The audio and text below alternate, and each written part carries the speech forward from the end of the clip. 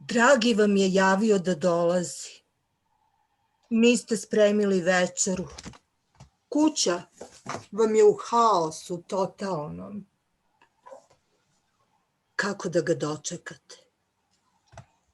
Imamo rešenje za vas. Šta vam treba?